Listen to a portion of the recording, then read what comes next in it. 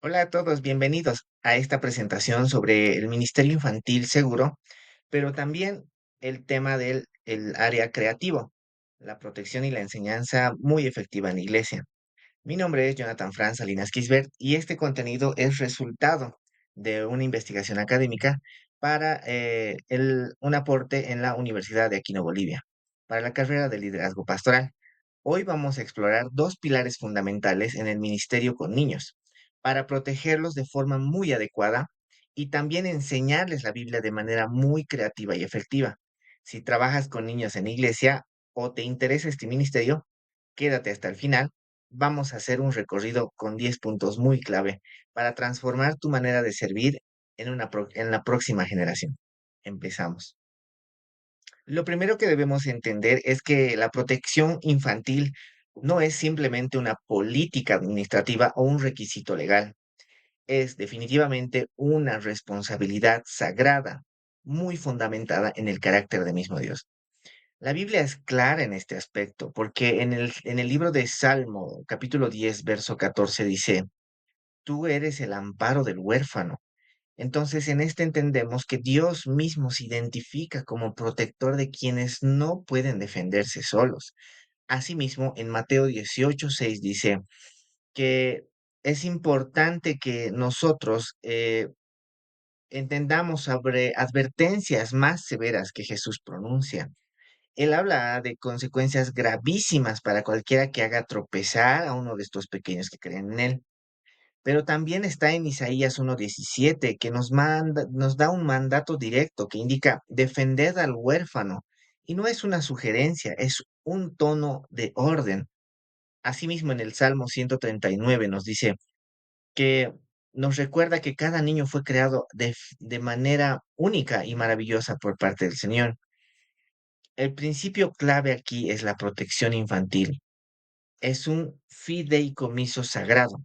Dios nos ha confiado a estos pequeños y debemos rendir cuentas por cómo es necesario cuidamos. Que hablemos sobre políticas esenciales de protección. Ahora bien, ¿cómo convertimos estos principios bíblicos en acciones concretas? Aquí es donde entran diferentes tipos de políticas de protección infantil. Es necesario entender que toda iglesia necesita tener políticas muy claras y por escrito. Permítanme compartir algunos de los 5 elementos fundamentales producto de esta investigación.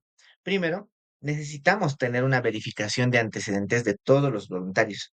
Cualquier persona que trabaja con niños debe pasar por una verificación anual. Esto no es opcional. Las estadísticas nos muestran que los entornos religiosos pueden ser objetivos para personas con muy malas intenciones, así que debemos de ser diligentes.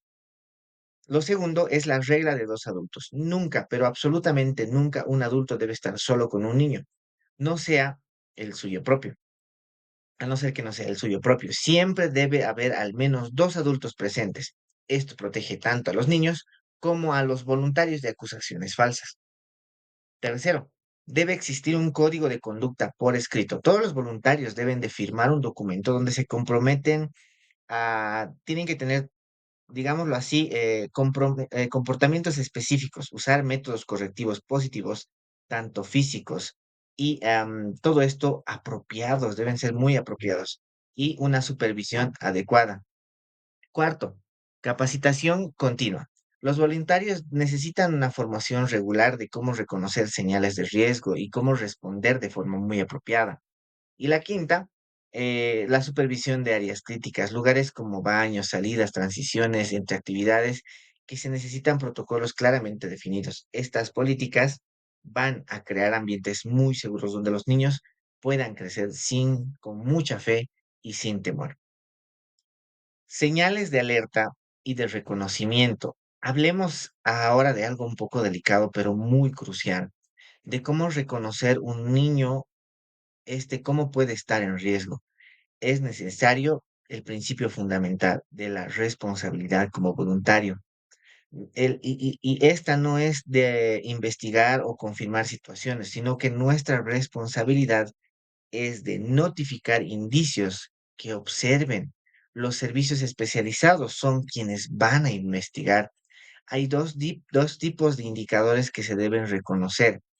Primero, los indicadores conductuales, así como cambios significativos o repentinos en el comportamiento, conductas regresivas, como que un niño de 8 años vuelve a chuparse el dedo o a mojar la cama, problemas persistentes de sueño o pesadillas muy recurrentes, el conocimiento o comportamiento de la naturaleza íntima es completamente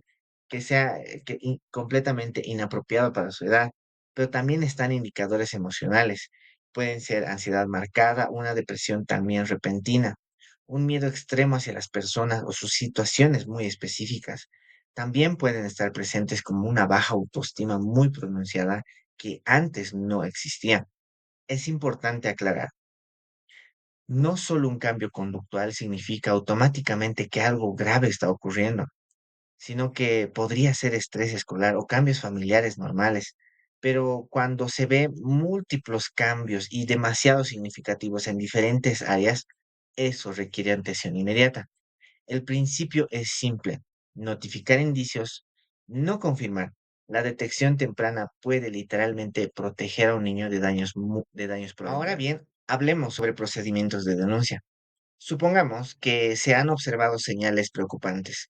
¿Qué hacemos exactamente? Aquí es donde los procedimientos claros son sumamente vitales.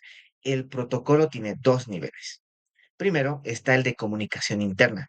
Inmediatamente se debe informar al liderazgo responsable de la iglesia, el pastor principal, el líder del ministerio infantil o la persona que está designada para estos casos. Es necesario documentar por escrito exactamente lo que se observó, usando palabras exactas que el niño utilizó si es que te confió algo. Por ello también es necesario pasar a un nivel 2 de comunicación externa. El liderazgo de la iglesia tiene, escúcheme bien, hermano querido, tiene la obligación legal de notificar a las autoridades competentes. En nuestro contexto, en Bolivia, esto debe hacerse dentro de las 24 horas siguientes del conocimiento de los hechos.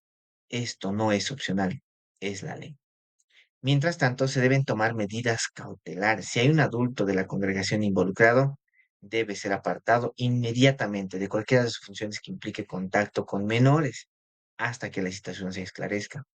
El niño necesita acompañamiento pastoral sensible, sin interrogatorios ni investigaciones por parte de la iglesia.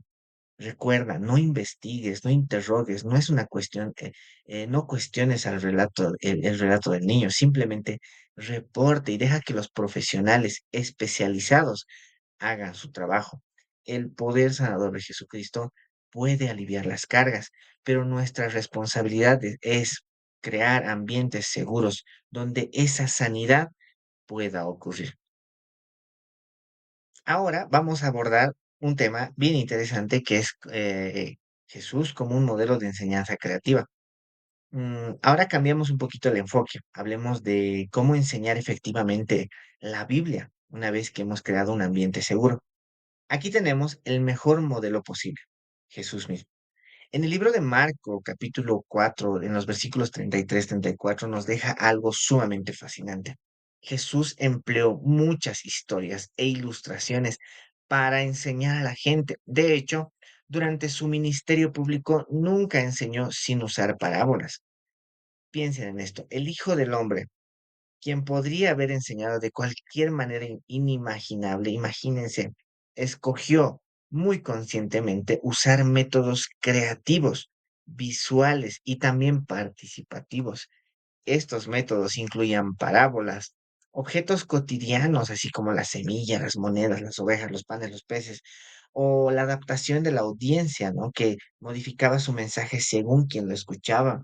Involucraba los sentidos, gente que veía milagros, tocaba, comía con ellos. Pero también existían preguntas innovadoras que estimulaban el pensamiento crítico. ¿Pero por qué hacía esto? Porque Jesús adaptaba de forma muy consciente su metodología para facilitar la comprensión de su audiencia. Aquí está el principio de la creatividad. Honra tanto el mensaje como a la audiencia. Si Jesús, siendo el perfecto maestro, utilizó la creatividad, ¿cuánto más nosotros necesitamos emplear los recursos disponibles para transmitir fielmente su mensaje? Hablemos de principios metodológicos que están presentes. Déjenme compartir 5 principios metodológicos que están dentro de la enseñanza para una enseñanza muy efectiva. Primero, está sobre la centralidad de las escrituras. No importa cuán creativa pueda ser tu clase, debe estar firmemente anclada al contexto bíblico. La creatividad sirve a la Biblia, nunca al revés.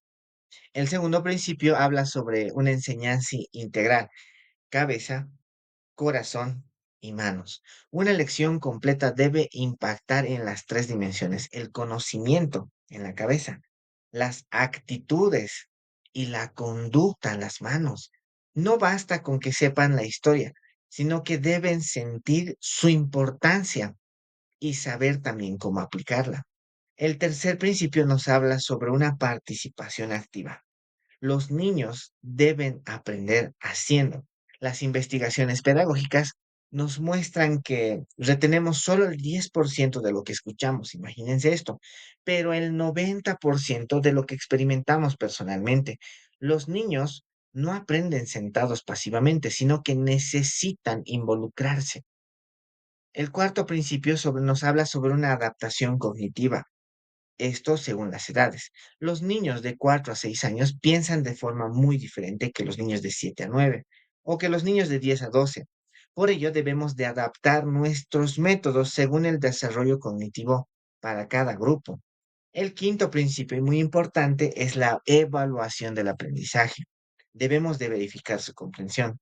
Para ello, se pueden utilizar juegos, se pueden utilizar preguntas, dramatizaciones para evaluar sin generar ansiedad académica. Aquí hay una estadística muy clave que nos ayuda y que no podemos ignorar. El 85% de todos los cristianos se deciden por Cristo entre las edades de 6 a 14 años.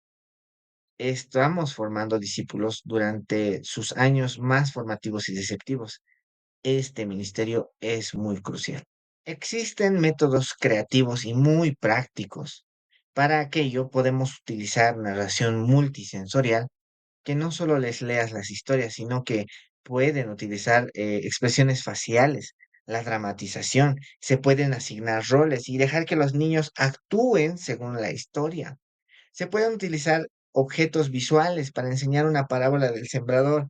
Puedes llevar unas semillas reales o piedras o espinas, ¿no? O tierra buena para dejar como una especie de ejemplo. Pero también se pueden usar recursos didácticos, no sé, fanelógrafos, rotafolios, presentaciones, PowerPoint, otros métodos, por ejemplo, como juegos y dinámicas, ¿no? Que pueden estar vinculados directamente como tesoros escondidos, carrera de relevos, preguntas bíblicas y demás cosas. Pero también están las manualidades que construyan, por ejemplo, juntos el arca de Noé en cajas de cartón, que creen escudos decorados con versículos para la armadura de Dios y demás cosas. Pero recuerden que estos métodos utilizan la retención hasta llegar al 90% cuando los niños experimentan personalmente el contenido. Es necesario hablar sobre planificación y evaluación. Toda esta creatividad necesita una estructura. La creatividad efectiva no es improvisación caótica, hermanos, sino que es innovación, pero todo esto es planificado. Una lección muy bien estructurada de 30 a 45 minutos incluye objetivos específicos más su versículo clave, una actividad introductoria de 5 a 7 minutos como un gancho, una lección principal que vaya de 15 a 20 minutos, una aplicación práctica que vaya de 5 a 10 minutos, una actividad de refuerzo que vaya a tomarte de 10 a 15 minutos, pero sobre todo también está presente una evaluación lúdica, que durante 5 minutos se pueda verificar la comprensión de manera muy divertida. Y es algo muy crucial sobre la actitud del maestro. Tu entusiasmo es contagioso. Si tú te emocionas genuinamente con la historia bíblica, los niños también lo van a hacer como un reflejo. Pero si enseñas aburrido o mecánicamente, ellos captarán esa indiferencia. Evalúa no solo a los niños, sino también tu propio desempeño. ¿Capté su atención? ¿Fue apropiado para su edad? ¿Participaron todos activamente? Son preguntas muy necesarias para poder evaluar y planificar un contenido mucho más favoreciente para ellos. Hoy podemos ver cómo llegamos al final, pero permítanme resumir nuestras responsabilidades integradas. Debemos de proteger con políticas claras y crear ambientes seguros. También se debe enseñar con mucha creatividad, con excelencia bíblica que honre el mensaje, pero también formar a la siguiente generación de discípulos. En Salmo 78:4 nos dice, contando a la generación venidera alabanzas de Jehová, su fortaleza y maravillas que hizo. Este, hermanos queridos, es una forma de crear una fidelidad sagrada, crear ambientes seguros. Entonces, el desafío es triple. Si tu iglesia no tiene una política de protección infantil por escrito, habla con tu pastor. Escoge uno de los métodos creativos que compartimos hoy y úsalo para tu próxima escuela dominical, pero también comparte el contenido con otros líderes de ministerio infantil. Juntos podemos elevar el estándar del ministerio con niños en nuestras iglesias.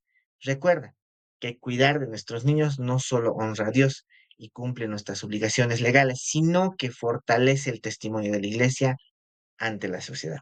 Que Dios los bendiga abundantemente en su ministerio y muchísimas gracias por su atención.